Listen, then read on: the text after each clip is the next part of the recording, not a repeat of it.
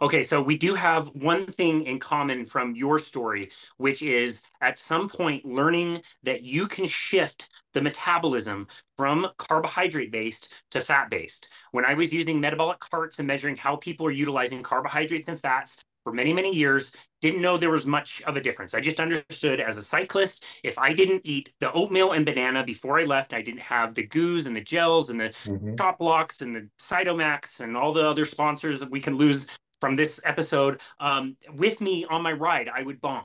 And hearing in 2012 was the first time I heard the message that you can manipulate the diet and shift the body over to burning fat as a fuel source versus burning carbohydrates as a fuel source.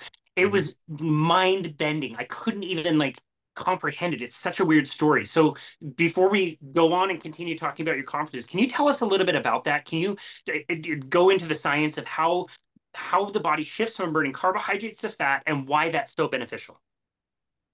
Yeah, so I mean, basically, what happens when you start uh, reducing the amount of carbohydrates down below a certain threshold.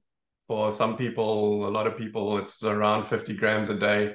Some people need a lot more to actually get it to change. But what happens is that now your body doesn't have this glucose to turn into ATP, which you need, which your cells do to create this energy that you to live and move around and whatever. And so it starts trying to come up with an alternative.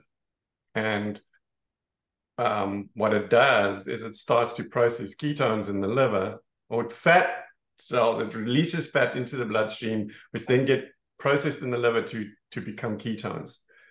And this was the thing that I had never even heard of before, And so the ketones can then basically get metabolized in the mitochondria in your cells and create energy as well. And especially for your brain as well. And what it turns out to be is that it's actually a much preferred energy source to glucose for your body. And that's why so many people report the fact that when they go on this diet and they reduce the carbohydrates and they start becoming ketogenic, their brain fog clears up. And I found that like I get up like really early, get up at 4:30 in the morning, and I literally walk in here and sit down and start working. I don't even have a cup of coffee, and my brain's on fire. And so um, that whole shift from your metabolism basically shifts from predominantly burning glucose to burning very, very little glucose. There's a tiny little bit of glucose that your body requires for certain metabolic functions, but it's literally a teaspoonful in your entire bloodstream. That's That's right. that's the quantity, right? And the rest of it can function completely on ketones. And what I've also learned fairly recently is that especially if you're an endurance athlete and stuff like that, your body actually becomes adapted at metabolizing fat itself in the mitochondria to produce energy. So it's not only turning a lot of the fat into ketones, but it's then metabolizing the fat itself to produce energy. And glucose is out of the picture completely. It's a tiny little bit that's there to keep some of the metabolic processes going, but it is not there to provide fuel. That's right. And that's what we're still struggling to convince so many people about, right? Because no, we've been brought up and brainwashed to believe that you have to have carbohydrates and all that rubbish. Um, to the extent that most of the doctors still advocate that and are insistent on it. Yeah. Um, and I still find that hard to believe when they're confronted with all the evidence that actually exists now, Yeah. that they still refuse to acknowledge that this is at least something that they should consider offering to some of their patients, at least, if not everybody, as an option. Have a think about it. Like sit down and think. Like as we evolved, like go walk outside. Go walk anywhere around outside. It's the end of summer here. Like you could do it even here.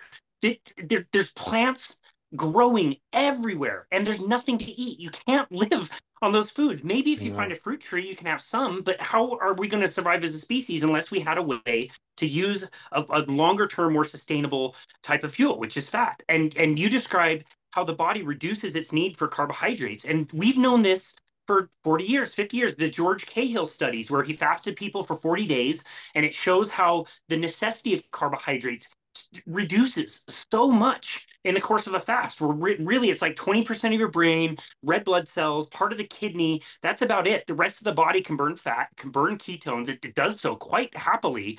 And everything gets better. And I often lament that that one study, if that was in my nutrition coaching certification, that would tell you more about metabolism than almost the whole rest of the book. Yet they only have Right. one sentence that even mentions ketones and ketogenesis. Like it's crazy that it's not brought up. Yeah, I don't know.